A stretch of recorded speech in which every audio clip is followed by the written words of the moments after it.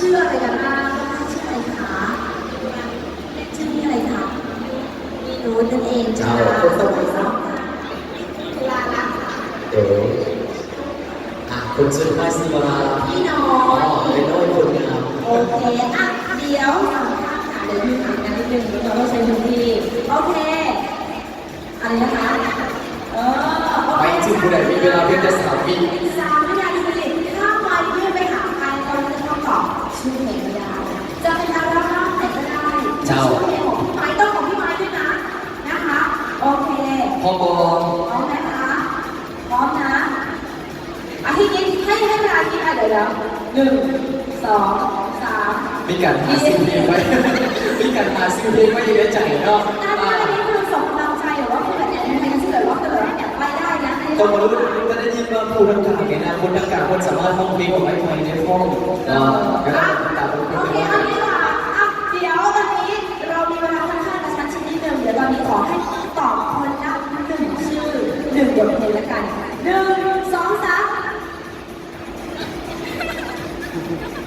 พี่ไม้ค่ะ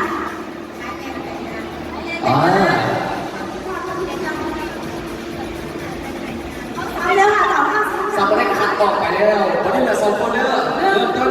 เดี๋ยวเราทำกันได้ยังจะมีรางวัลสูงสุดกับเราครับพร้อมไหมคะเดี๋ยว2 คน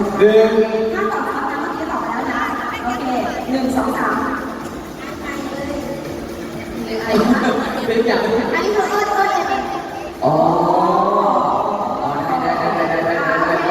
ได้คนต่อมา1 2 3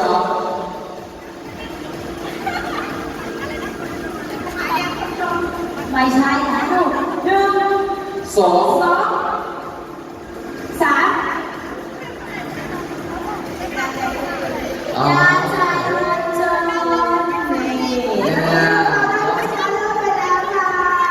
ละสำหรับตอนนี้มันก็เดินวินเลอร์ในปัจจุบันนี้เราจะทำเสียงเรายาวไปแต่ว่าไม้คุณบอกว่านอกจากนี้เพื่อนเป็นแฟนคลับผมแล้วมันก็มีสิ่งที่ของเพื่อนก็คือนี่เลยของเพื่อนเราสูตรเซลล์พิเศษเราบอกให้อีกคนละ1 รางวัลเท่าขออนุญาตเนาะเอาของรางวัลเกิน